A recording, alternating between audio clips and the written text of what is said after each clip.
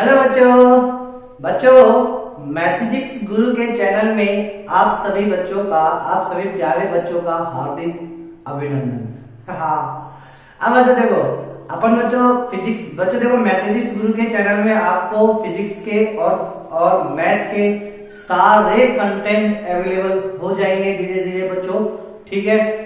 और इस साल जो अपने 2020 है, इस 2020 में अपन पूरे जो भी जेईई मेंस के बच्चों कोशिश करेंगे एडवांस का भी अपन कवर कर देंगे इसमें, लेकिन मेंस लेवल का तो अपन पूरा ही फिजिक्स और मैथ का अपन सारे लेक्चर सारे कॉन्सेप्ट आपको अच्छे से इसमें अवेलेबल करा देंगे, ठीक है बच्चों।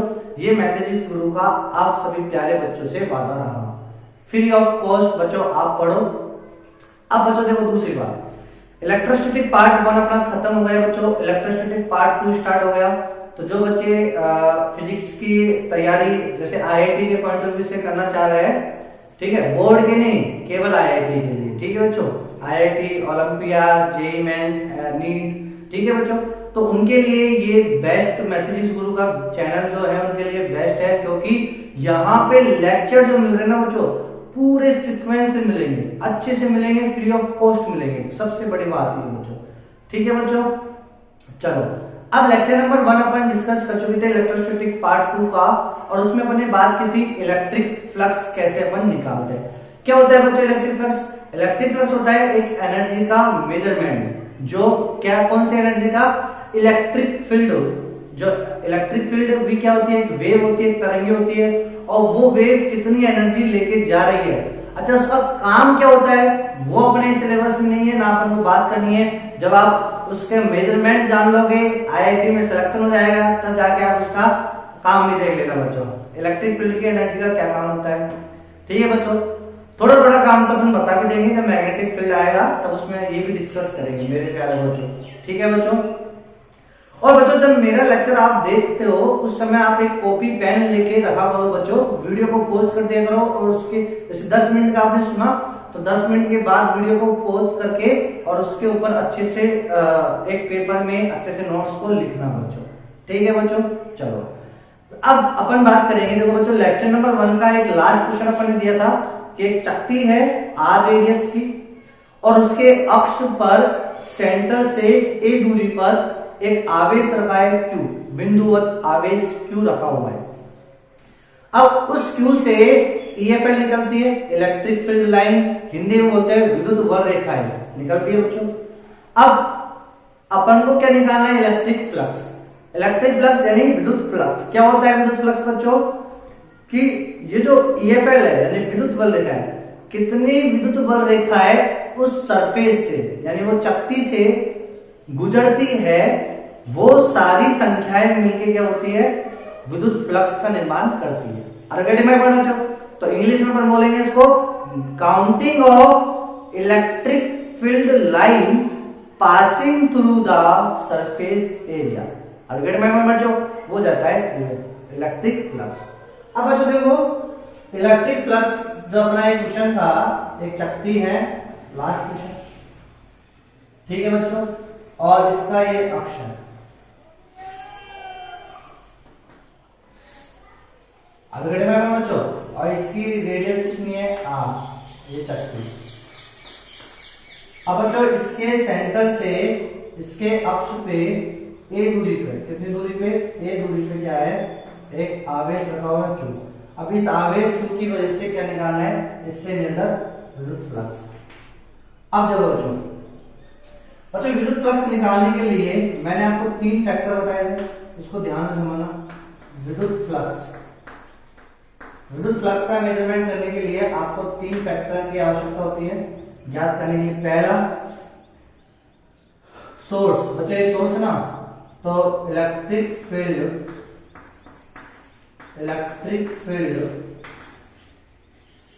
जनरेट बाय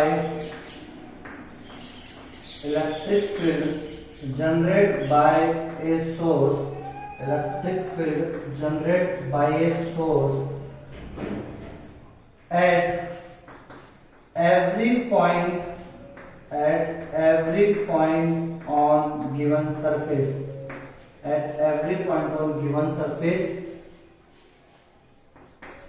with magnitude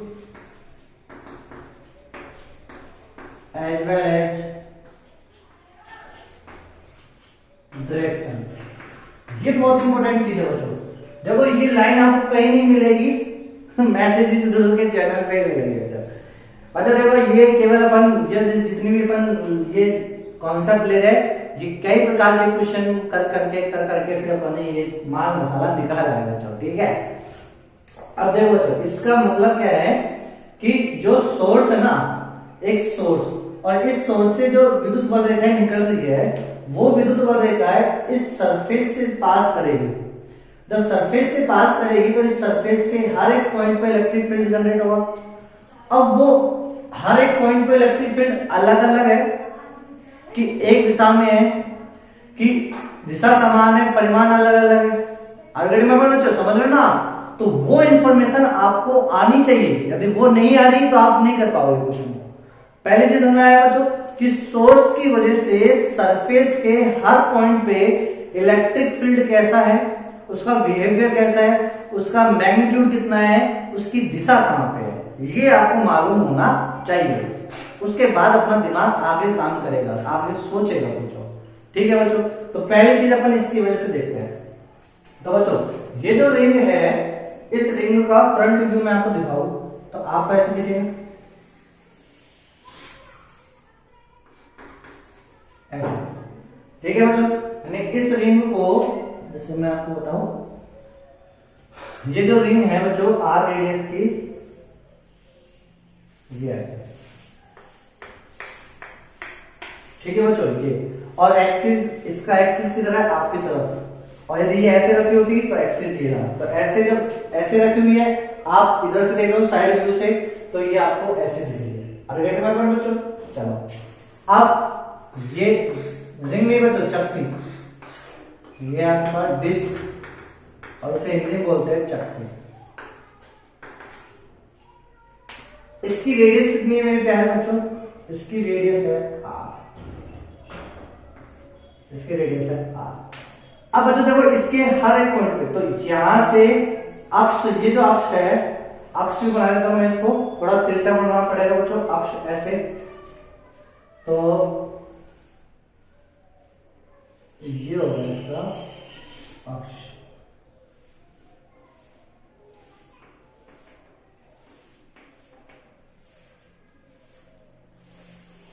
ठीक है बच्चों। ये इसका क्या हो गया अक्ष, ऐसे समझ में आया बच्चों।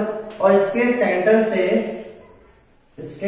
से कितनी दूरी पे, ए दूरी पे एक आवेश रखा हुआ है अपने पास, कितना क्यू आवेश, समझ में आया बच्चों। अब बच्चों देखो अपन को क्या करना है, इलेक्ट्रिक फील्ड यानी विद्युत क्षेत्र generate by a source at every point on given surface with magnitude as well as direction.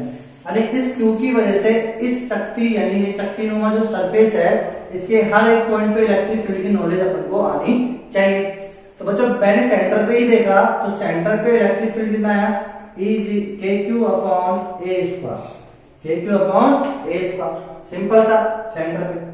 अब बच्चों मैं क्या देख रहा हूँ, इसके परिधि पे देख रहा हूँ, लास्ट बाहरी सतह पे, ठीक है, लास्ट वाले सतह पे, लास्ट वाले सतह के इस वाले पॉइंट पे देख रहा हूँ।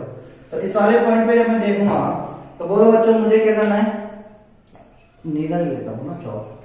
तो बच्चों देखो यहां से ये वाला बिंदु पे जब मुझे इलेक्ट्रिक फील्ड निकालना है, तो इसकी दिशा किधर होगी, इधर होगी दिशा, ठीक है। और ये बच्चों देखो ये आर और ए के बीच में एंगल कितना बनेगा, इसके बीच में एंगल बनेगा 90, ये 90 डिग्री एंगल बन रहा है ना। देखो बच्चों ये आपके पास ऐसे है, ठीक है, तो ये आर और ये ए के बीच में एंगल कितना बना है 90। तो ये वाली भुजा कितनी रहेगी, कर्ण हो जाएगी, ये क्या जाएगी, ये कर्ण हो जाएगी, और इसकी दूरी बोलो कितनी रहेगी, root A square plus are square. कर्ण ये है पाइथागोरस प्रमेय से कर्ण निकाल लेंगे, root A square plus are square. तो इस वाले पॉइंट पे इलेक्ट्रिक फील्ड कितना जाएगा, E इक्वल टू के क्यू अपॉन स्क्वायर, दूरी का स्क्वायर, तो रूट हट जाएगा, तो कितना जाएगा ए square plus are square.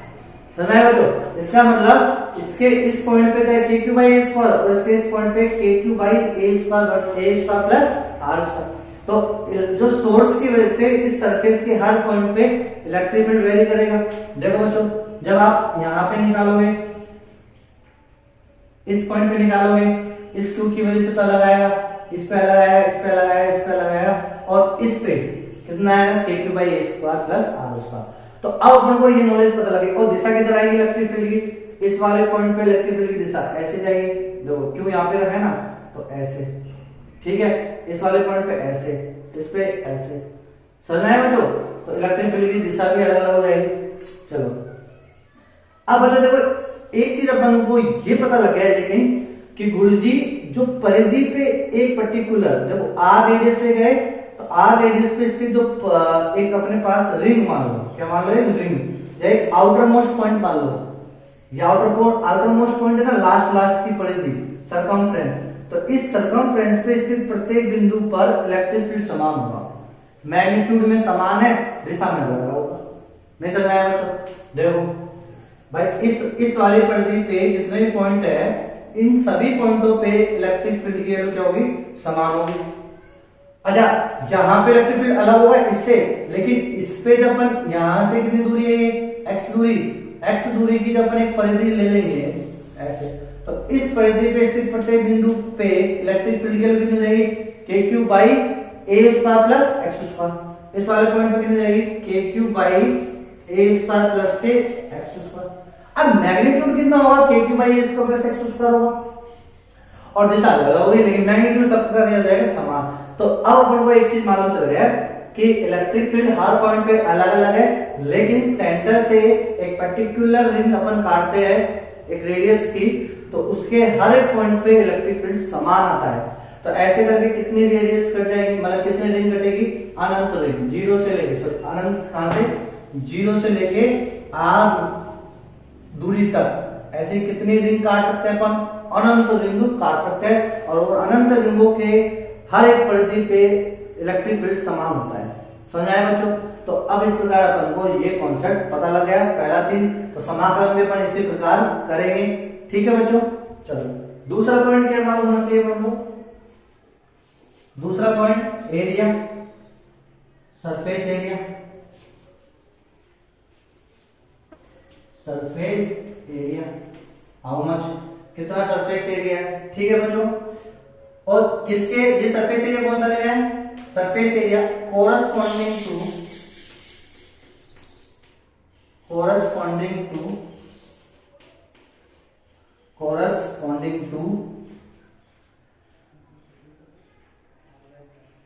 surface area corresponding to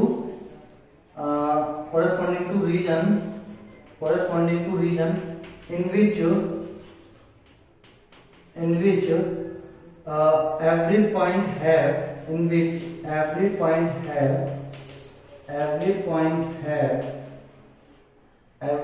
have same magnitude of electric field, यानी अपन को कौन सा सरफेस एरिया लेना है, सरफेस एरिया वो वाला लेना है जो कोरस्पॉन्डिंग टू रीजन, यानी वो वाला रीजन का अपन को सरफेस एरिया लेना है जो एवरी पॉइंट पर, प्रत्येक बिंदु पर same magnitude of electric field का सेम मैग्नीट्यूड रखता हो। बच्चों तो इस वाले केस में जब मुझे आपको एरिया लेना है, एरिया कंसीडर करना है, तो बच्चों अब आप समझ गए एरिया कौन सा लेना है, मुझे एरिया लेना है वो वाला जिसके हर एक पॉइंट पे इलेक्ट्रिक फील्ड का परिमाण, मैग्नीट्यूड क्या हो, समान हो। तो बच्चों अब आप लोगों को पता लग गया कि अपन क्या करेंगे, यहाँ से रिंग काटेंगे, क्योंकि रिंग यानी एक परिधि, एक सिंपल एक पर्टिकुलर परिधि, और उस रिंग के हर एक पॉइंट पे इलेक्ट्रिक फील्ड क्या होता है, समान होता है। Are you getting my point बच्चों? तो अपन एरिया किसका लेना है, रिंग का, तो अपन को रिंग काटनी पड़ेगी, ठीक है बच्चों? तो ये चीज दिखाया ना ये आपको, हाँ लास्ट बस ये दिखा है, अब ऊपर करना पड़ेगा। समझ में आया बच्चों ये चीजें? चलो, और थर्ड पॉइंट क्या होता है, थर्ड पॉइंट होता है angle between area and electric field, तो बच्चों देखो ये सफिशिएंट है इतनी नॉलेज किसी भी सरफेस से निर्गत विद्युत फ्लक्स का मान कैलकुलेट करने के लिए। आगे में बच्चों तो प्यारे बच्चों, अब अपन ये तीनों पॉइंट से इस तख्ती से निर्गत विद्युत फ्लक्स की कंपेयर करेंगे यानी ज्ञात करेंगे। बच्चों इसको मैं सीधा भी बता सकता था, लेकिन मेरा उद्देश्य है कि एक ही क्वेश्चन से यदि आप 3 क्वेश्चन को समझ पाओ तो वो वेल एंड गुड है, और एक जैसे नहीं, अलग अलग कॉन्सेप्ट के। अब आपको ये चीजें बहुत इंपॉर्टेंट चीज होती है बच्चों, ठीक है। अब देखो बच्चों, अपन इस क्वेश्चन को करते हैं। तो बच्चों देखो, इस क्वेश्चन को करने के लिए अपन ने चकती थी, ठीक है, और इस चकती के सेंटर से x दूरी पे जाके, कितनी दूरी पे जाके, x दूरी पे जाके मैंने रिंग काट ली। क्या काट ली मैंने? रिंग को दिखाने के लिए ऐसे दिखाते हैं। और रिंग कितनी मोटी है ये भी तो देखना पड़ेगा। रिंग ज्यादा मोटी ले ली आपने बच्चों तो चकती बन जाएगी ऐसे, ये रिंग, ठीक है बच्चों। तो कितनी x पे जाके dx मोटाई की रिंग काट ली, है ना बच्चों। तो x पे जाकर dx मोटाई की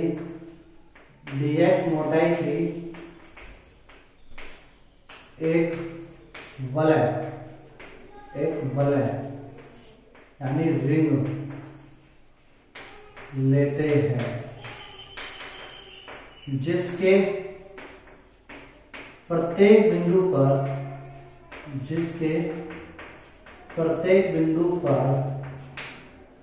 विद्युत क्षेत्र का परिमाण लिखना है बच्चों को ना। विद्युत क्षेत्र का परिमाण कितना होता है मेरे पे लालो बोलो।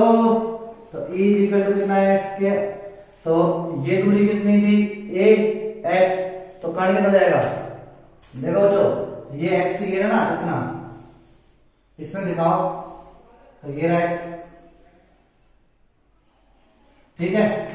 तो ये दूरी कितनी है x, ये a, तो इस पॉइंट पे इलेक्ट्रिक फील्ड ऐसे जाएगा, समझ आया बच्चों, कितना जाएगा E equal to KQ upon ये दूरी a x, तो root a square plus x square, इसका स्क्वायर करेंगे कितना जाएगा a square plus x square.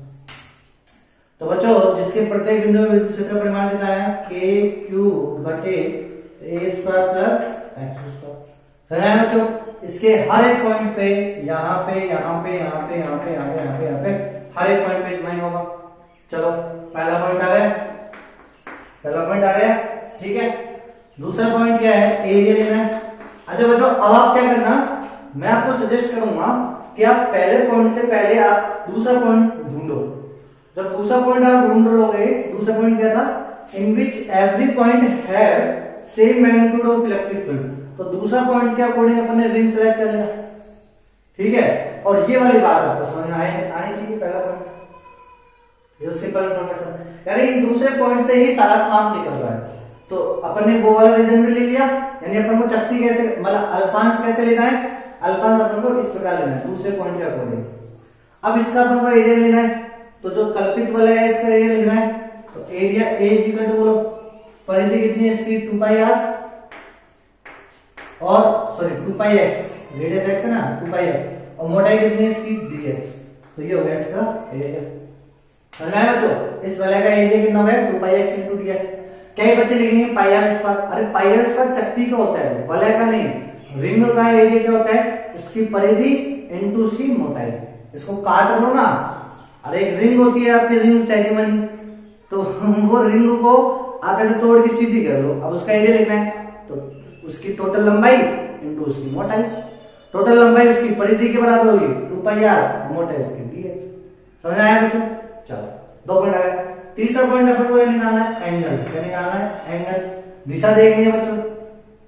तो बच्चों जब अपन दिशा देखेंगे तो देखो दिशा का मतलब क्या होता है कि ये जो रिंग है ना, इस रिंग के एरिया, इस वलय का एरिया, तो वलय का एरिया बोलो कितना आएगा। तो जैसे इस वलय को वापस से मैं ऐसे बना दूं, ऐसे, ठीक है, और अक्ष ये लेता हूं, है ना बच्चों। यानी मैंने ये रिंग जो है वो आपको ऐसे दिखाई। अब देखो रिंग मैंने काट ली, तो ये मैंने रिंग ले ली, दिख नहीं रहा क्या बच्चों? बहुत धीरे धीरे अपन मैं एक्सप्लेन कर रहे हैं इस चीज को, तो आपको अच्छे से समझ हो बच्चों इसको ना।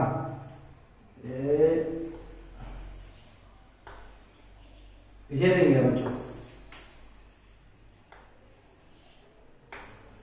ये देंगे बच्चों, ठीक है।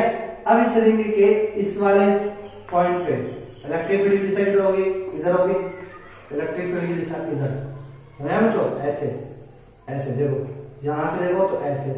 अच्छा, क्योंकि क्यू यहाँ पे ना, क्यू इस पॉइंट पे तो इलेक्ट्रिक फील्ड इधर, इधर तो इलेक्ट्रिक फील्ड उधर, ठीक है बच्चों। यानी अब मैं एरिया बनाऊं इसका, एरिया किधर होगा? इस वाले पॉइंट पे एरिया इधर परपेंडिकुलर टू द सरफेस, या तो आपकी तरफ आउटवर्ड या इनवर्ड, तो किधर भी ले लो, तो अपन किधर लेंगे? इलेक्ट्रिक फील्ड की ही दिशा में लेंगे। तो इलेक्ट्रिक फील्ड इधर है और आपका एरिया इधर है।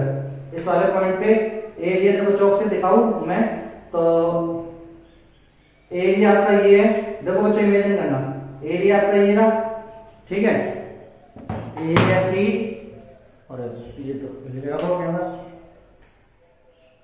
नहीं रहा, सही है कैमरा, एरिया आपका ये है, ठीक है, एरिया आपका ये रहा और इलेक्ट्रिक फील्ड आपका ये रहा, समझे बच्चे?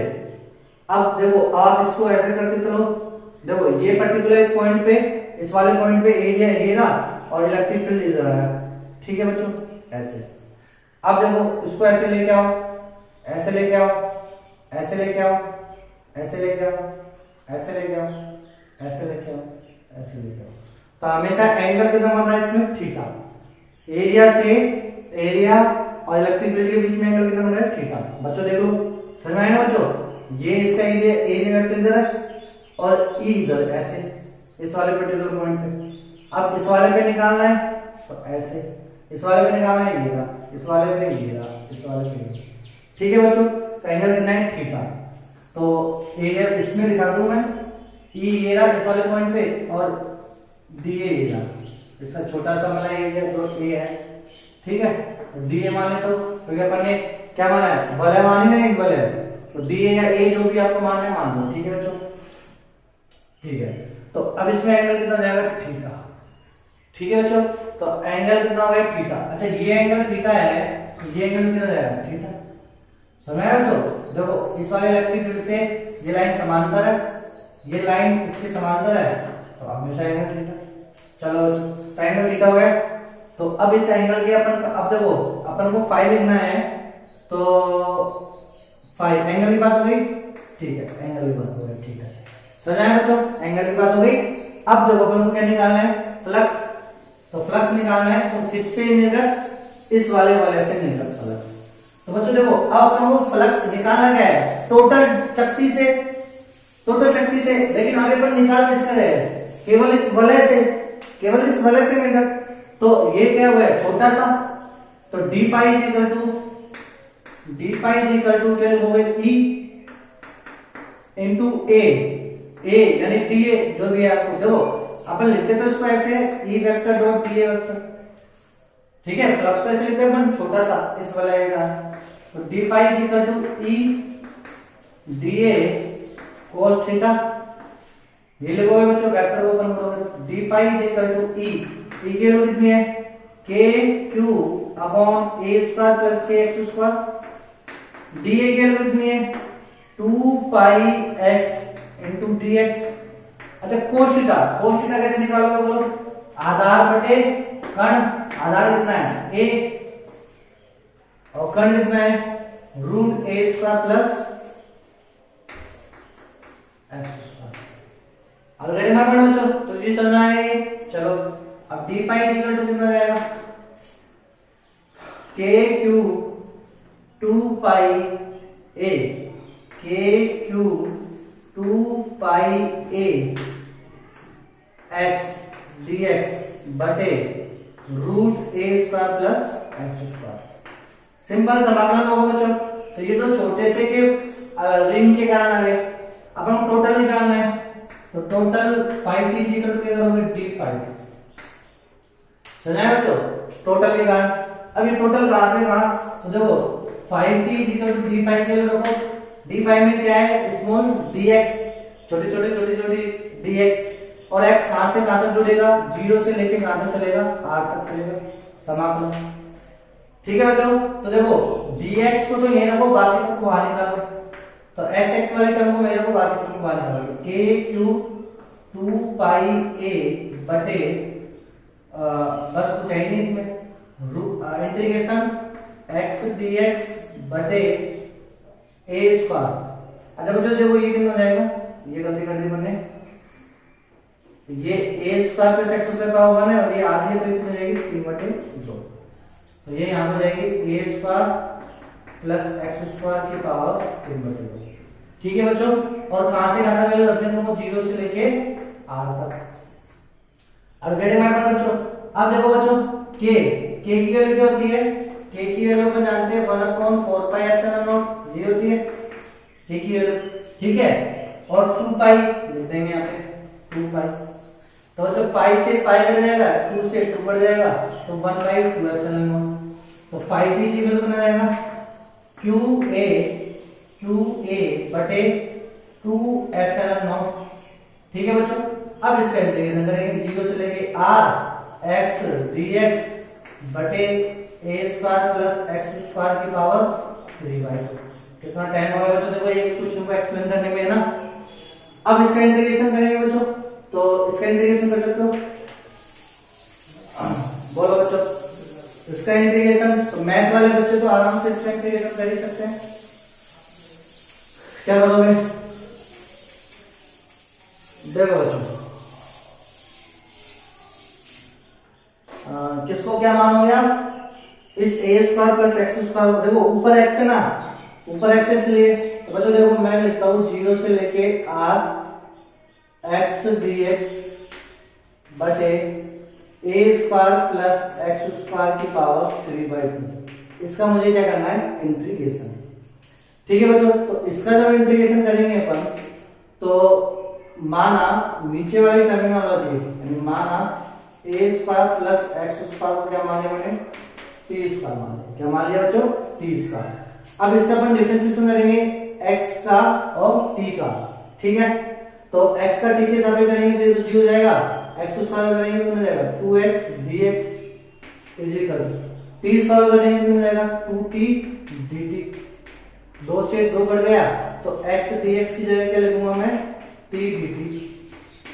ठीक है बच्चों, तो देखो i इक्वल टू इंटीग्रेशन, बच्चों ये लिमिट पहले किसकी थी, x की थी, अब मैंने इसको चेंज कर दिया इसमें t में, तो t की लिमिट हो जाएगी, तो h dx को रखूंगा t into dt बटे इसकी जगह क्या रखूंगा, t स्क्वायर की पावर 3/2। समझ आया बच्चों, और यहाँ लिमिट रखूंगा, लिमिट देखो बच्चों किस में रखूंगा, t में, तो अब t में रखने के लिए देखो कैसे रखेंगे, x की वैल्यू पहले 0 थी, तो x की वैल्यू 0 थी, तो t की वैल्यू कितनी जाएगी, यहाँ से ये हो जाएगी, रख लो ना, अरे समझ आया बच्चों, x की वैल्यू 0 रखो तो t की वैल्यू ये हो जाएगी। अच्छा x की वैल्यू r थी, तो r रखो तो t की वैल्यू कितनी जाएगी, root a square plus K r square हो जाएगी। समझ आया बच्चों, तो ये लिमिट चेंज हो गई। अच्छा ये कितना हो जाएगा, स्क्वायर से स्क्वायर हो जाएगा, t क्यूब हो जाएगा, तो एक t से ये t क्यूब कट जाएगा, तो t स्क्वायर बचेगा। अब 1 बटे t स्क्वायर बचा, सब बढ़ गया, तो 1 बटे t स्क्वायर का समारोह क्या है, माइनस के 1/t, और वैल्यू रखेंगे a से लेके root a square plus K r square. बच्चों माइनस को खत्म करने के लिए लिमिट को इंटरचेंज कर दो, तो ये माइनस खत्म कर दिया तो a ऊपर चला जाएगा, ये नीचे आ जाएगा, तो हायर लिमिट a हो गई, तो 1/a माइनस 1/रूट a square plus K r square.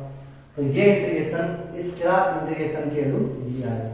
ठीक है बच्चों, समझ में आया बच्चों, तो कैसे अपन ने समाकलन किया, तो कई बच्चों को नहीं आएगा क्योंकि समाकलन उन्होंने अच्छे से पढ़ा नहीं तो कोई नहीं बच्चों, तो ये वैल्यू पर रख देंगे इसमें, तो 5t is equal to qa/2 epsilon not 1/a minus 1/रूट a square plus K r square.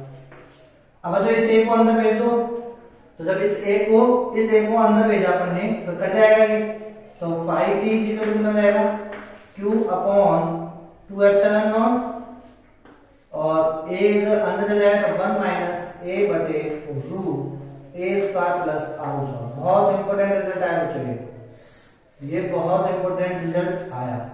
ठीक है बच्चों, तो फ्लक्स अपन कैसे निकाला, बहुत सारे आई थिंक मेरे को लग रहा है 30 मिनट अपन इसके ऊपर खर्च कर चुके हैं एक चीज को समझाने के लिए अच्छे से। ठीक है, अब एक और इलस्ट्रेशन अपन करेंगे, उसमें मुश्किल से 5 मिनट से पहले ही अपन उसमें आंसर लेके आएंगे, अप्रोच लगाएंगे। तो ये चीज समझ आ गई बच्चों, आपको कोई दिक्कत है क्या इसमें? चलो अब बच्चों देखो एक चीज क्या है कि ये वाला जो आंसर आ रहा है ना, वो आंसर अपन 1 मिनट में भी ला सकते हैं। वो 1 मिनट में किससे लाएंगे अपन? वो लाएंगे सॉलिड एंगल के कॉन्सेप्ट से। सॉलिड एंगल, घन कोण। तो मैं आपको पहले ही बता था ये सॉलिड एंगल, लेकिन मैंने सोचा भी आपको ये क्वेश्चन बता दूं, उसके बाद एक्सप्लेन बोलूंगा कि सॉलिड एंगल की खूबसूरती भी क्या है, समाकलन से बचाती है, वो सीधा चुटकी में आंसर दे देती है सॉलिड एंगल। तो वो अपन बाद में करेंगे सॉलिड एंगल से भी। ठीक है बच्चों, चलो तो ये चीज समझ में आया। चलो अब दूसरा क्वेश्चन देखो बच्चों, देखिए दूसरा क्वेश्चन आप कितने टाइम में कर पाते हो। तो बच्चों देखो मैंने क्या करा आपको,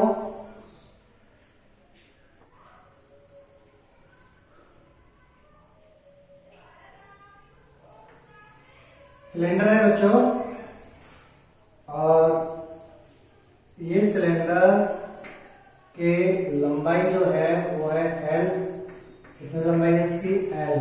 और बच्चों ये जो सिलेंडर है वो कैसा है? सिलेंडर है होलो सिलेंडर।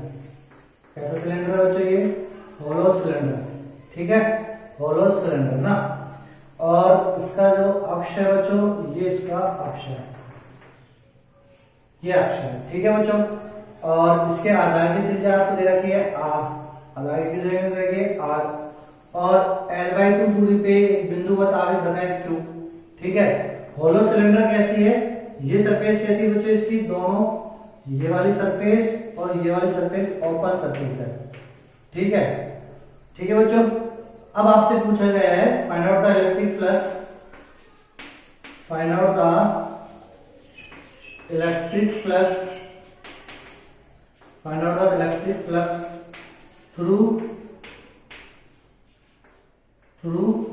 अब बच्चों देखो, अब आप एक चीज समझना बच्चों, जब ये ओपन है जैसे ये था बच्चों, तो ये तो देखो हमेशा इलेक्ट्रिक फ्लक्स कहां से? सरफेस से कट करता हुआ जाना चाहिए। तो ये तो ओपन सरफेस तो यहां से कट करेगा नहीं, तो किससे करना है हमको? Lateral surface. तो find out the electric flux through lateral surface of, lateral surface of hollow cylinder, hollow cylinder. ठीक है बच्चों, एक खोखला बेलन जो है उसके वक्रीय सतह, ठीक है, वक्रीय सतह से मिलकर अपन को क्या निकालना है? विद्युत फ्लक्स निकालना है। आगे बच्चों, बच्चों अब देखो वही करना है अपन को। क्या करना है? सबसे पहले देखो अपन को पहला पॉइंट क्या निकालना है? हर एक पॉइंट पे इलेक्ट्रिक फील्ड मालूम होना चाहिए। तो जब ये सिलेंडर है तो इसको देखो बच्चों अपन ऐसे देखेंगे, ये सिलेंडर ऐसे रखा हुआ है। ठीक है बच्चों, अब अपन को क्या निकालना है? इसकी लेटरल सरफेस से, ये वाली सरफेस से कितना फ्लक्स निर्गत हो रहा है। ठीक है बच्चों, अब इसको आप ऐसे देख लो, अब चार्ज Q ऐसे रखा हुआ है, इस वाले अक्ष पर स्थित है। ठीक है बच्चों, अंदर की तरफ। अब बच्चों अपन को क्या निकालना है कि पहले देखना है कि ऐसी कौन सी सतह जिसपे वो कौन सा रीजन है जिसके हर एक पॉइंट पे ये समान हो, मतलब जिसके हर एक पॉइंट पे इलेक्ट्रिक फील्ड समान हो।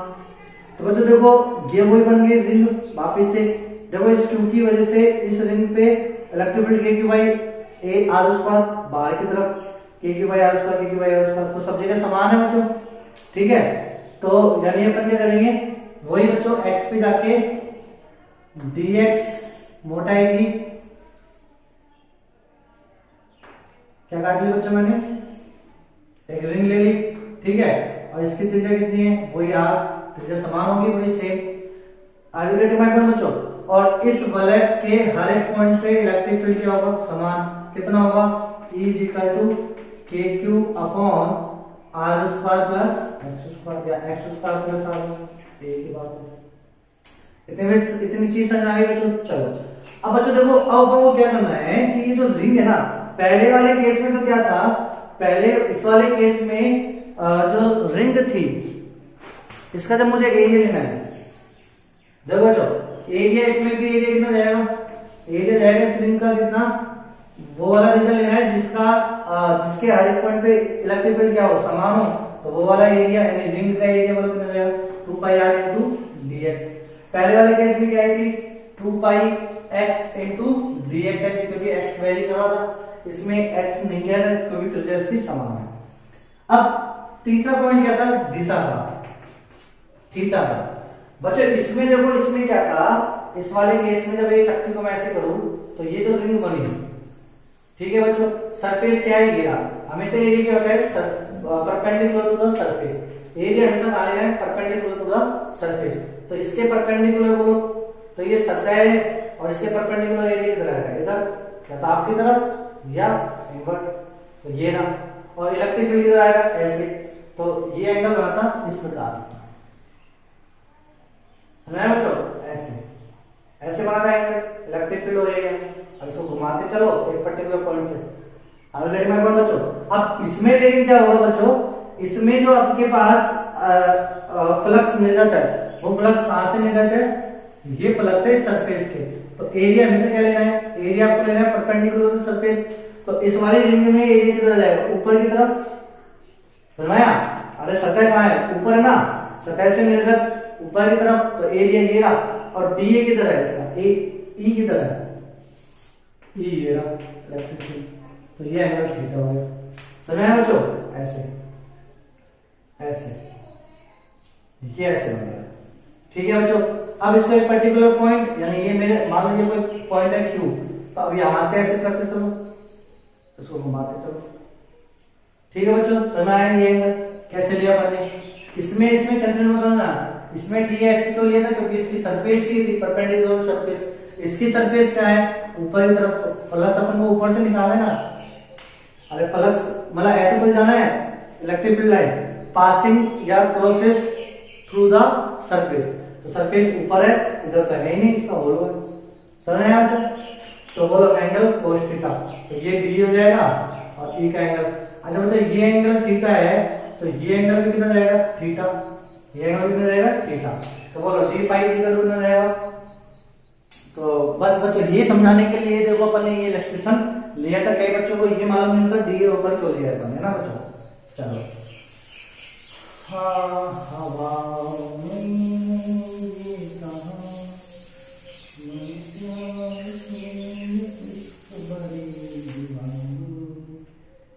अब बच्चों बोलो डी फाइव इक्वल टू जाएगा, डी फाइव इक्वल टू जाएगा ई डी ए कोस थीटा,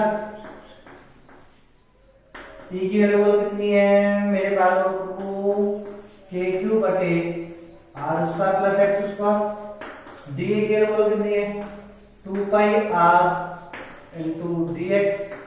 बच्चों कोस थीटा की वैल्यू बोलो, आधार कितना है आर, कारण कितना है ये वाली दूरी, ठीक है बच्चों, कितनी है रूट एक्स स्क्वायर प्लस के आर स्क्वायर।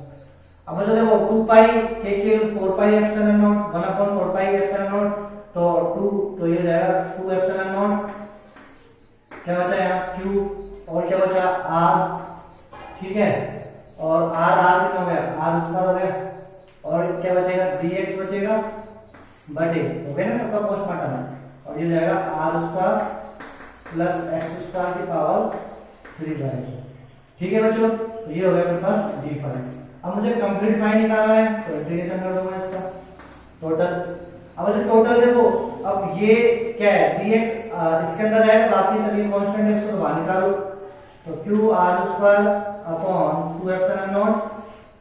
अब बोलो बच्चों अंदर क्या बचेगा dx बटे r स्क्वायर प्लस के x स्क्वायर की पावर 3/2, ठीक है बच्चों।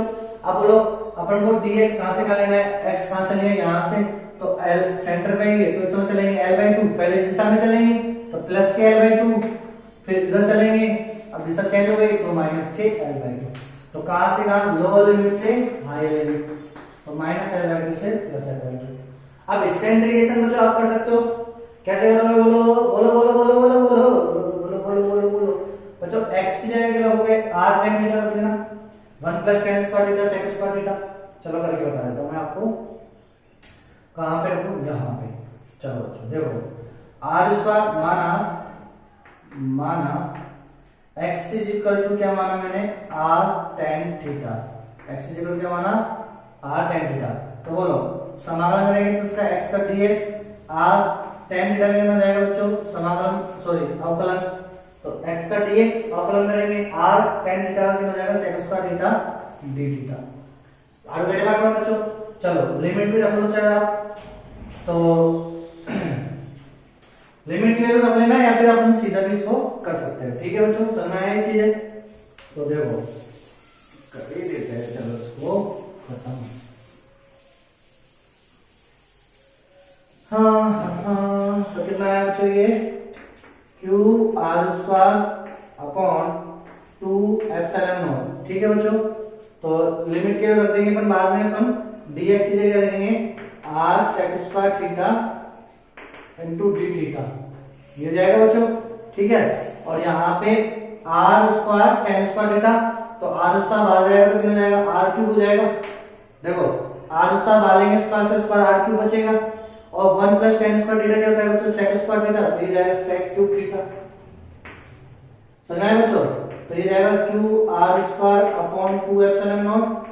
अब बच्चों क्या कर जाएगा, sec स्क्वायर थीटा से ये कट जाएगा, एक sec बचेगा, r से ये r कट जाएगा, 2 हो जाएगा, तो कितना जाएगा ये 1 by r square sec theta ऊपर चल जाएगा तो cos theta into d theta. r square में तो r स्क्वायर कैंसिल हो जाएगा, तो कितना जाएगा ये q अपॉन 2 एप्सिलॉन नॉट और cos theta into d theta. cos theta का इंटीग्रेशन बोलो बच्चों क्या होता है, तो cos थीटा का इंटीग्रेशन होता है बच्चों sin थीटा। ठीक है बच्चों, समझ आया बच्चों। अब मुझे sin थीटा की वैल्यू रखनी है, तो बच्चों sin थीटा की वैल्यू यहां से निकालो। तो अगर tan थीटा की वैल्यू कितनी है, यहां से tan थीटा की वैल्यू है अपने पास x अपॉन r, तो मेरे बालकों sin थीटा की वैल्यू कितनी हो जाएगी बच्चों, देखो लंब बटे आधार, तो लंब कितना है x अपॉन आधार, तो अब ये तो कर्ण हो जाएगा बच्चों कितना, रूट एक्स स्क्वायर प्लस के आर स्क्वायर, ये जाएगा बच्चों, समझ में आया ना। तो क्या रखेंगे यहाँ पे, तो ये रखेंगे q बाई 2 एप्सिलॉन नॉट और वैल्यू क्या रखेंगे x बटे रूट एक्स स्क्वायर प्लस के आर स्क्वायर अपन। तो लिमिट रखेंगे माइनस एल बाई 2 से प्लस के एल बाई 2। यहाँ बच्चों अपन लिमिट नहीं रखते हैं, जो लिमिट रख दो। ठीक है, ये मत रखना, लिमिट तो दिखा दो बच्चों, अपन को देखो फिजिक्स में भी दिखा सकते हो, मैथ में नंबर कट जाएंगे। क्यों नंबर कट जाएंगे, क्योंकि आप यहाँ पे लिया है वेरिएबल थीटा में, और अभी अपन ने लिमिट चेंज ये dx की लिख रहे हैं। ठीक है, तो इसलिए यहाँ पे आप मैथ में लिखोगे तो आपके नंबर कट जाएंगे, फिजिक्स में कोई नंबर नहीं कटेंगे। ठीक है, तो लेकिन जैसे ही x आ रहा है वैसे वापस चले जाओ x की लिमिट। ठीक है बच्चों, तो बोलो लिमिट की वैल्यू पुट कर देंगे तो कितना जाएगा, तो बच्चों यहाँ अपने पास आ जाएगा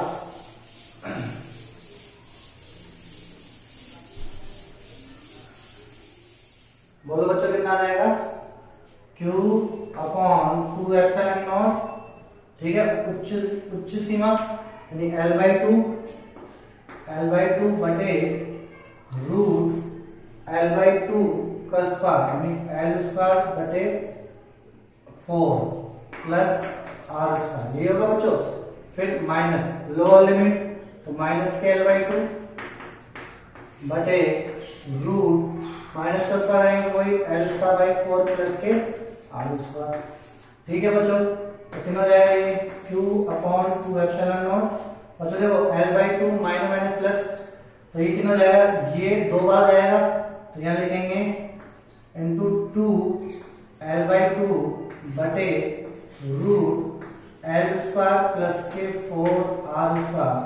ठीक है बच्चों, बटे 4।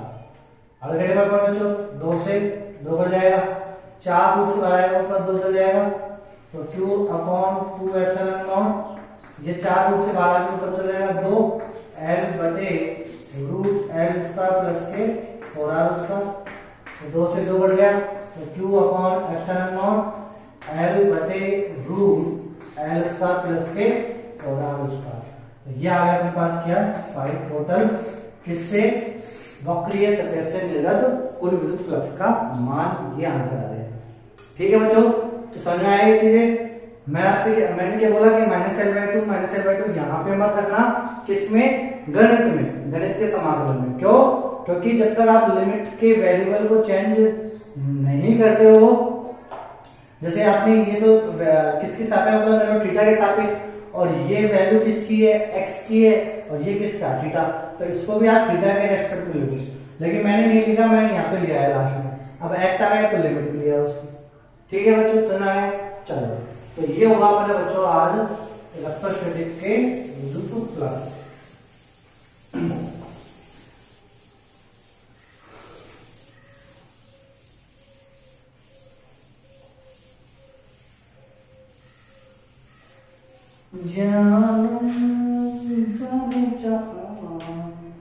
अब बच्चों देखो, अब अपन क्या करते हैं, सिंपल सी अब बातें करते हैं। तो ये आपको समझ में आ रहा है बच्चों इलेक्ट्रिक फ्लक्स के।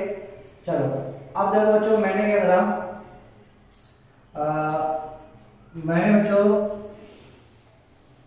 एक स्फीयर लिया, ठीक है, स्फीयर लिया बच्चों, और इस स्फीयर के सेंटर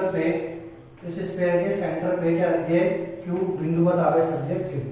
ठीक है बच्चों, और इसकी रेडियस कितनी है, इसकी रेडियस है आर।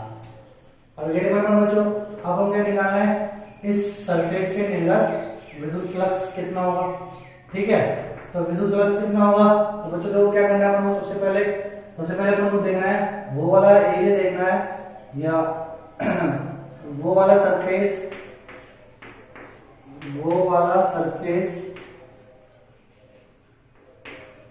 जिसके प्रत्येक बिंदु पर ई क्या हो, ई वेक्टर का मोड यानी मैग्नीट्यूड समान हो, यही ना बच्चों। ठीक है, तो बोलो किसके कौन से सरफेस मिलेगा, इसकी खुद की सतह मिलेगी आर, इसके हर एक पॉइंट पे इलेक्ट्रिक फील्ड क्या होगा, समान होगा। समझ बच्चों, तो कितना जाएगा इलेक्ट्रिक फील्ड, E = K/Q/r², पहला पॉइंट। फिर दूसरा, उस सतह का एरिया लिखो, तो एरिया कितना जाएगा इसका, 4πr²। और वेरी पॉइंट बच्चों। चलो अब मुझे क्या निकालना है, फाई निकालना है, फ्लक्स निकालना है। तो बच्चों अब देखो, ये एक बॉल है, फुटबॉल, ठीक है, फुटबॉल के सेंटर पे क्यू रखा है अंदर की तरफ, और सतह उसके बाहर है। तो सतह पे अब देखो बच्चों, वो खुद की ये पूरी सतह ही क्या हो गई, एक समान हो गई, तो अपन को कुछ काटना पीटना है नहीं, पूरी वही सतह हो गई। तो सिंपल सा फाई इक्वल टू कितना जाएगा बच्चों, फाई इक्वल टू क्या होता है, E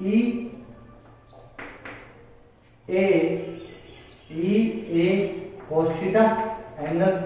ठीक है बच्चों, अब इसका एंगल देखना है, तो बच्चों इसका एंगल देखो, सतह यानी एरिया किधर होगा, ऊपर, और ये भी किधर होगा, ये, तो एंगल कितना जाएगा, 0। एंगल कितना जाएगा, मैं डालो 0, तो cos थीटा की वैल्यू 1। तो फाई इक्वल टू E कितना है, KQ/r² इनटू A की वैल्यू कितनी है, 4πr²। r² से r² कट गया, K की वैल्यू कितनी थी, 1/4πε0, तो Q/ε0। क्या 4πk क्या होता है, 1/ε0।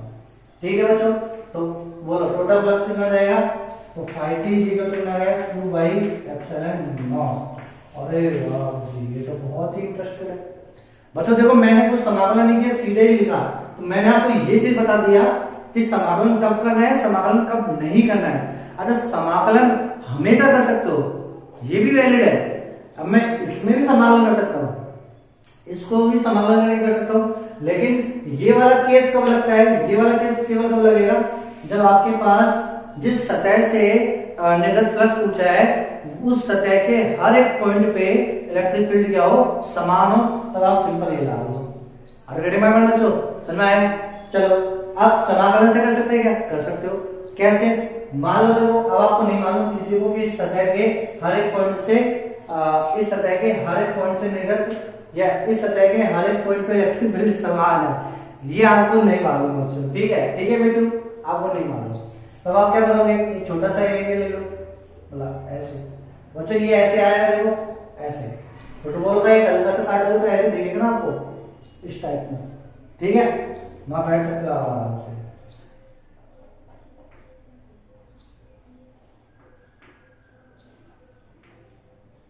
ऐसे आपको एक सतह बन गई, ठीक है बच्चों।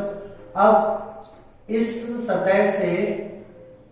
सतह पे इलेक्ट्रिक फील्ड कितना हो जाएगा, KQ बाई आर स्क्वायर इस दिशा में, और इस सतह का छोटा सा एरिया मैंने ले लिया डी, वो भी किस दिशा में आएगा, इस दिशा में। तो बोलो phi equal to d phi, ठीक है। अब फाइव इक्वल टू, अब बच्चों यहाँ पे क्या लगाना है आपको, क्लोज इंटीग्रल। ये क्लोज यानी ये सिंबल में से दिखाता है कि सरफेस कैसे है, क्लोज सरफेस। कैसे सरफेस है, क्लोज सरफेस, ठीक है बच्चों। क्लोज इंटीग्रल है ना, क्लोज सरफेस है ना ये। और d5 कितना होगा यहाँ पे, EDA, तो E कितना है, KQ by r square into DA, 40 kilo. अब करेंगे अपन बच्चों, अब बोलो DA के रेस्पेक्ट में समाकलन होगा, सिंपल सी बात है। तो KQ बाई आर स्क्वायर तो कांस्टेंट है, बाहर निकालो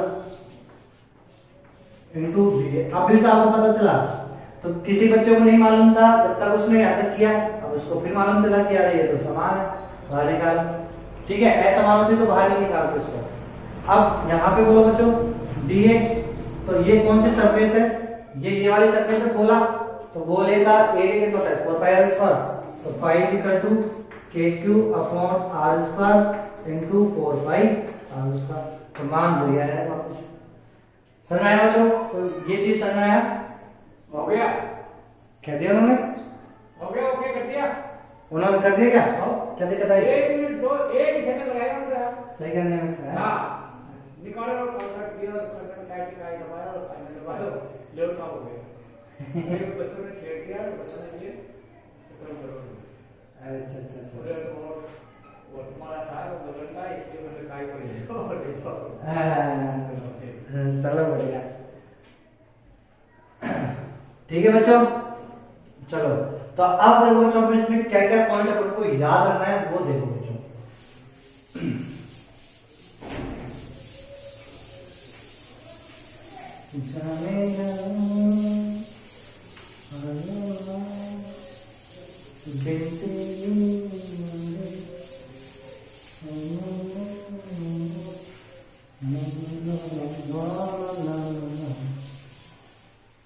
चंदा ने पूछा तारों से, तारों ने पूछा हजारों से, सबसे प्यारा कौन है, मैथमेटिक्स गुरु।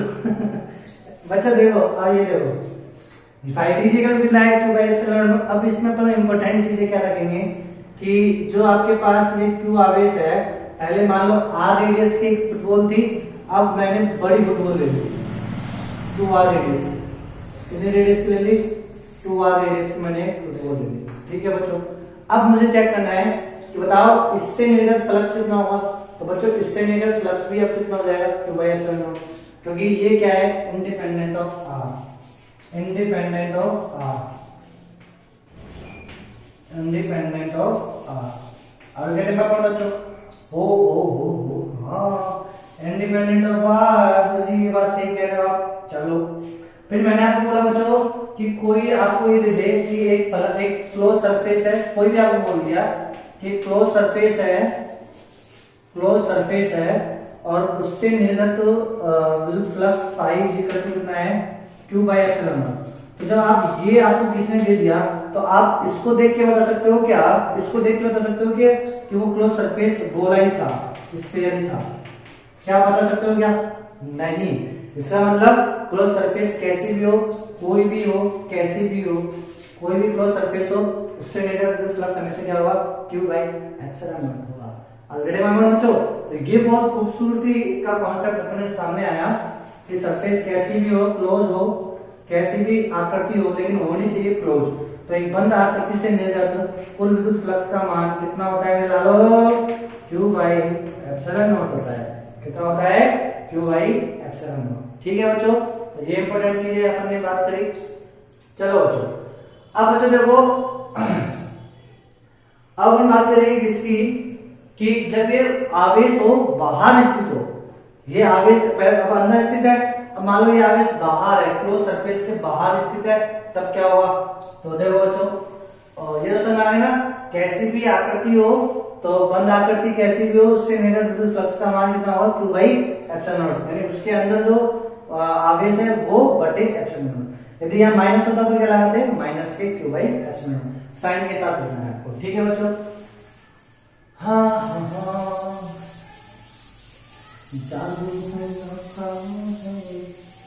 बच्चों अब देखो, अब अपन बात करेंगे किसकी, अब अपन बात करेंगे, मिला लो बच्चों, जब बाहर हो, क्यों कहाँ पे हो, बाहर स्थित हो। तो बच्चों मैंने ले लिया, वही बोला, पहले गोले से शुरुआत करते हैं, विषम विषम। ठीक है बच्चों, और मैंने क्यों ले लिया, आउटसाइड। कहाँ ले लिया, outside the close surface, outside the close surface, outside the close surface. अब बोलो बच्चों, अब हमको निकालना है क्या, कि इससे निकलते फ्लक्स का मान क्या होगा, इस सरफेस से। तो बच्चों देखो, इससे निकलते फ्लक्स का मान जब हमको निकालना है, तो पहले तो एक पर्टिकुलर पॉइंट ले लो, ये वाला पॉइंट ले लो।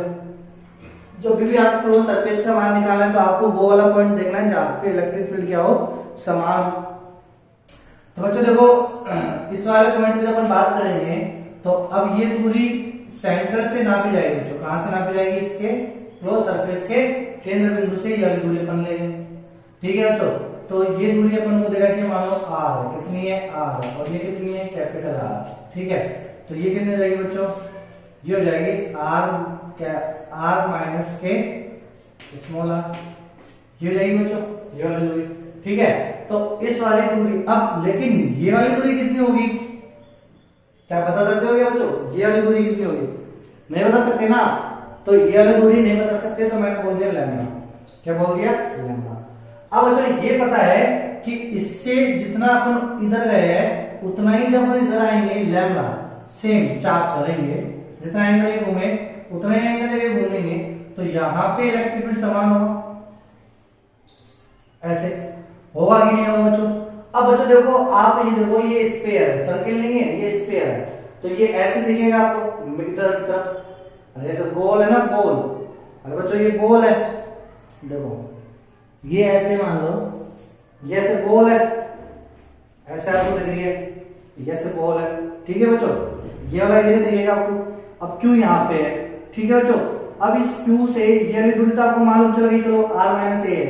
ठीक है, लेकिन मुझे यहाँ पे निकालना है।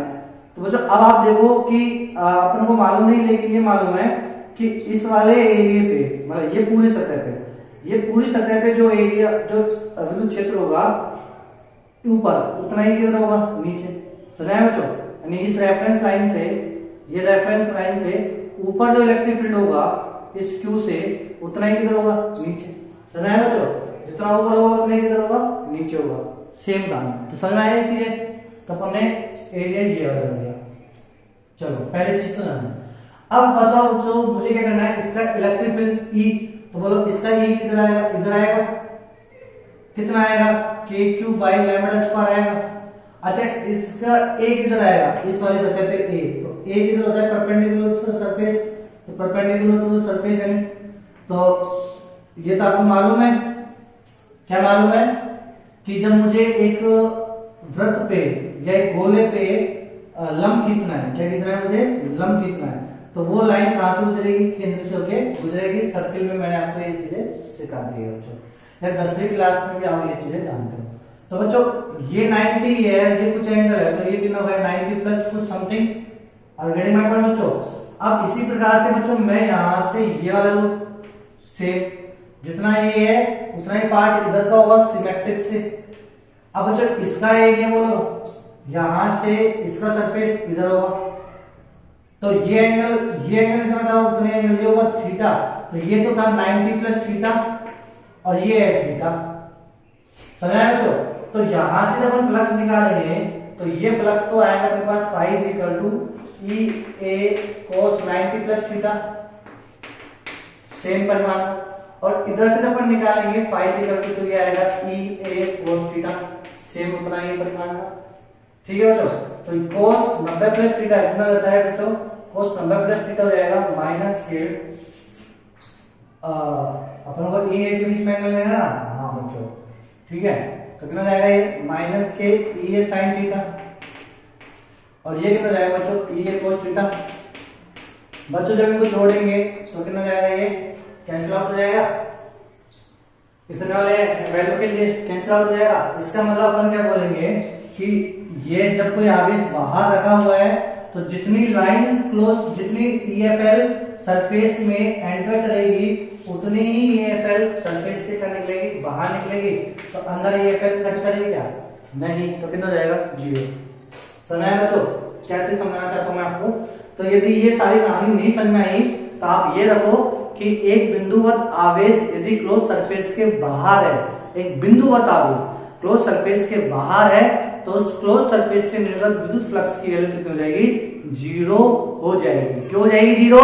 क्योंकि जितनी लाइंस उसमें एंटर करेगी उतनी ही लाइंस उसमें एग्जिट करेगी। आगे मैं बच्चों तो 2 पॉइंट अपने पढ़ा कि अब देखो बच्चों क्लोज सरफेस कैसी भी हो, ये तो अपने सिमेट्री से पढ़ा, तो ऐसी क्लोज सरफेस कैसी हो, बंद आकृति कैसी भी हो, उससे बाहर कोई आवेश स्थित है तो उससे निर्गत विद्युत फ्लक्स कितना हो जाएगा, 0। कितना हो जाएगा, 0। और बंद आकृति कैसी भी हो, उसके अंदर कोई आवेश क्यू स्थित है तो उससे निर्गत विद्युत फ्लक्स का मान कितना हो जाएगा, Q बाई एप्सिलॉन नॉट। ये 2 पॉइंट बहुत इंपॉर्टेंट है बच्चों, इसको आपको याद रखने हैं। ठीक है बच्चों, समझ में आया ये चीजें कि किसी भी बंद आकृति के बाहर स्थित बिंदुवत आवेश से निर्गत विद्युत फ्लक्स का मान 0 होता है। किसी भी बंद आकृति के अंदर स्थित आवेश से निर्गत विद्युत फ्लक्स का मान Q बाई एप्सिलॉन नॉट होता है। चिन्ह के साथ रहना बच्चों, ठीक है मेरे लालो, ये चीजें समझ में आ गई आपको। चलो ठीक है, अब अपन करते हैं बच्चों इसके ऊपर एक कोरस्पॉन्डिंग एक क्वेश्चन करते हैं। ठीक है, और यही बनता है गाउस का नियम। तो देखो कैसे बनता है गाउस का नियम। तो बच्चों देखो आपके पास कोई भी आर्बिट्रेरी ये बंद आकृति दे दी कोई भी, ठीक है, ये आपके पास बंद आकृति है क्लोज सरफेस, इसके अंदर आवेश रख दिए मैंने Q1 Q2, ये प्लस के, ये माइनस के और Q3, 3 आवेश रख दिए बिंदुवत और एक आवेश मैंने बाहर रख दिया। ठीक है बच्चों, चलो अब मुझे निकालना है क्या, इन सभी आवेशों की वजह से, यानी Q1 प्लस के माइनस के Q2 प्लस के Q3 व प्लस के Q4 से निर्गत है ना, के द्वारा Q1 Q2 Q3 Q4 से नहीं Q1 माइनस Q2 Q3 व प्लस Q4 द्वारा दी गई आकृति से, दी गई बंद आकृति से निर्गत, दी गई बंद आकृति से निर्गत विद्युत फ्लक्स का मान ज्ञात करो। विद्युत फ्लक्स का मान ज्ञात करो। ये क्वेश्चन आपसे बोला गया बच्चों। ठीक है, तो अब अपन को इससे निर्गत विद्युत फ्लक्स का मान ज्ञात करना है। तो देखो बच्चों इंडिविजुअल निकाल लेते हैं, एक चीज अभी अपन ने सीखी है, आईने के सौ टुकड़े दिल के हम ऊपर पंखा चलता है नीचे बेबी सोती है। अब देखो मेरे बच्चों अपन इंडिविजुअल निकालेंगे तो प्लस Q1, तो बच्चों प्लस Q1 से निर्गत, तो प्लस Q1 से निर्गत फ्लक्स कितना आएगा बच्चों, प्लस Q1 से निर्गत फ्लक्स की वैल्यू हो जाएगी कितनी, प्लस के Q1 बाई एप्सिलॉन नॉट। हाँ इतनी तो होगी बच्चों। अच्छा इसको लिखेंगे कैसे, तो प्लस Q1 से निर्गत फ्लक्स, तो बच्चों प्लस Q1 से निर्गत फ्लक्स को अपन ऐसे लिखेंगे कि इस प्लस Q1 की वजह से जो इलेक्ट्रिक फील्ड आएगा यहाँ पे, तो वो बंद आकृति से निर्गत E1 vector dot DA vector, ये लिखेंगे बच्चों। ठीक है, एक छोटा सा एलिमेंट ले लो ना आप, मैंने क्या ले लिया, एक छोटा सा एलिमेंट, ऐसे कटेगा बंद आकृति से ना, एक छोटा सा ये मैंने एक सरफेस ले लिया और इस सरफेस का एरिया यही है डी वेक्टर, और ई भी मैंने कहा ले लिया, इधर ले लिया। तो ई अलग अलग आएगा, कभी इधर ई आएगा इधर आएगा, तो मैंने डॉट प्रोडक्ट के साथ ऐसे लिखता जा रहा हूं। ठीक है बच्चों, E1 इसकी वजह से इस पे। ठीक है तो ऐसे बोलो अपन क्या लिखेंगे, माइनस के Q2 से निर्गत फ्लक्स कितना हो जाएगा बच्चों, माइनस के Q2 by epsilon not, minus का वाला इसमें आ रही है ना बच्चों, और यहाँ कैसे लिखोगे इसको, वही E2 vector dot DA vector. ठीक है बच्चों, ऐसे ही बोलो प्लस के Q3 से निर्गत, प्लस Q3 से निर्गत तो फ्लक्स बोलो कितना जाएगा, तो प्लस के Q3 बाई एप्सिलॉन नॉट, और वही इंटीग्रेशन इसके द्वारा सरफेस पे इलेक्ट्रिक फील्ड DA। ठीक है बच्चों, चलो Q4 बोलो, प्लस के Q4 से निर्गत, तो प्लस Q4 से निर्गत तो फ्लक्स बोलो कितना जाएगा बच्चों, 0, क्यों, क्योंकि आउटसाइड है। अच्छा, इसका यदि मुझे लिखना है तो कैसे लिखोगे बच्चों, तो इस बंद आकृति पे, तो इस बंद आकृति पे बोलो इलेक्ट्रिक फील्ड क्या 0 होगा क्या, नहीं, मैं डालो, बस ये तो समझना चाहता हूं मैं आपको कि यदि कोई आकृति, यदि कोई आवेश फ्लक्स के मतलब बंद आकृति के बाहर स्थित है तो उससे निर्गत तो फ्लक्स का मान 0 होगा, लेकिन उसका मतलब ये नहीं कि इस सरफेस पे इलेक्ट्रिक फील्ड ही नहीं होगा, इसकी वजह से इस सरफेस पे इलेक्ट्रिक फील्ड तो होगा ही होगा। समझ में आया बच्चों? अब मुझे निकालना है टोटल, तो टोटल निकालना है तो 5 टोटल कितना जाएगा, 5 1 यानी ये वाला, तो 5 1 इसको नाम दे दिया हमने 5 1, इसको नाम दे दिया 5 2, इसको नाम दे दिया 5 3, इसको नाम दिया 5 4। स्केलर क्वांटिटी है, अदिश राशि है तो सिंपल जोड़ देंगे, अदिश राशि तो सिंपल जोड़ दो, तो 5 टोटल इंटीग्रल कितना आएगा, 5 1 के लिए बोलो कितने हैं बच्चों, पहले वेक्टर फॉर्म में लिख लो, तो कितना जाएगा E1, इसको मिला के लिखते हैं E1 vector plus E2 vector plus E3 vector plus E4 vector, है ना बच्चों, डॉट DA वेक्टर। इस वजह से लिख सकता हूं मैं इन सबको मिला के। ठीक है बच्चों, इज इक्वल टू, या फिर इनको जोड़ूंगा तो कैसे लिखूंगा, Q1 plus minus Q1 minus Q2 plus Q3 बटे एप्सिलॉन नॉट। अब बच्चों देखो क्लोज इंटीग्रल यानी बंद आकृति का है ये, ठीक है, और E1 plus E2 plus E3 plus E4 total मिलके क्या हो जाएगा, E9, कितना जाएगा, E9 ऑन द बंद on the surface of A given close surface, यानी जो दी गई बंद आकृति है उस बंद आकृति के सरफेस पे सभी आवेशों के द्वारा नेट परिणामी विद्युत क्षेत्र ई नेट, ये ई नेट होता है बच्चों, ठीक है, dot DA vector is equal to कितना जाएगा, इसको अपन क्या लिखेंगे, summation Q inside by epsilon naught. ठीक है बच्चों, Q इनसाइड यानी इनसाइड जो आवेश है वो। अब बच्चों यही क्या जाएगा, यही है आपके पास क्या, गाउस का नियम, यही है क्या है आपका गाउस का नियम। तो गाउस का नियम क्या कहता है, किसी भी बंद आकृति से निर्गत कुल विद्युत फ्लक्स का मान उस आकृति के अंदर स्थित आवेश तथा 1/एप्सिलॉन के गुणनफल के बराबर होता है। ये किसी भी बंद, अब देखो वो जो बंद आकृति है चाहे वो आप काल्पनिक मान लो, अब गाउस ने कैसे माने, काल्पनिक माने, ठीक है, काल्पनिक क्योंकि वो डिपेंड नहीं करता बंद आकृति कैसी भी हो, ठीक है, आर्बिट्ररी। तो समझ में बच्चों, अब यहाँ पे जो इलेक्ट्रिक फील्ड आता है, जो गाउस के फॉर्मूले में जो ई आता है वो ई नेट होता है बच्चों, वो ई क्या होता है, नेट। जब बच्चों मैं आपको समझना चाहूँ, थोड़ा सा और एक्सप्लेन करूँ इसको अच्छे से, ये चीज समझना बस, ये इंपॉर्टेंट है बच्चों ना। गाउस के नियम क्या बोलता है आपका, तो आपका जो गाउस का नियम बोलता है किसी भी बंद आकृति से निर्गत कुल विद्युत फ्लक्स का मान बंद आकृति के अंदर स्थित आवेश तथा 1/एप्सिलॉन के गुणनफल के बराबर होता है। तो ये गाउस के नियम का क्या है, स्टेटमेंट। तो ये गाउस के नियम का गाउस रूल या गाउस लॉ, ठीक है, जो भी है गाउस लॉ।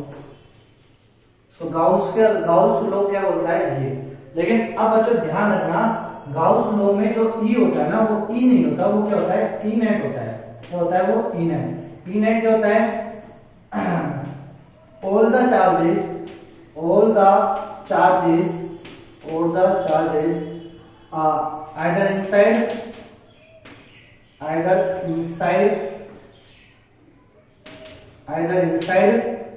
या outside, तो देखो ई नेट क्या होता है, इलेक्ट्रिक फील्ड ड्यू टू, इसको कमेंट कर लेते चलो, electric field due to all the charges either inside or outside on a imaginary on a imaginary closed on a imaginary closed surface। ये इंपॉर्टेंट है बच्चों, ठीक है, कि यहाँ पे गाउस ने जो ई नेट लिया है, यानी ये जो ई लिया है वो ई क्या है, वो परिणामी विद्युत क्षेत्र है। वो क्या है, परिणामी विद्युत क्षेत्र। किसकी वजह से, इनसाइड यानी उस बंद आकृति के अंदर स्थित आवेश और उसके बाहर स्थित आवेश की वजह से, दोनों की वजह से। ये नहीं कि अंदर अंदर से लेना है, बाहर भी कोई आवेश होगा तो उसकी वजह से भी कहा होगा, अंदर उस सतह पे जो इलेक्ट्रिक फील्ड होगा उस सबका परिणामी होता है, ठीक है। बराबर क्या होगा, क्यों इनसाइड रहेगा। समझ आया बच्चों। अब ये चीज समझ आया बच्चों। चलो अब ये चीज समझने के लिए देखो इसमें क्या होता है, सीधे सीधे लाइन बाय क्वेश्चन आता है, एक लाइन में क्वेश्चन आता है। लाइन में क्वेश्चन कैसे बच्चों, आपसे कोई बोल दिया जाए, आपसे किसी ने बोला कि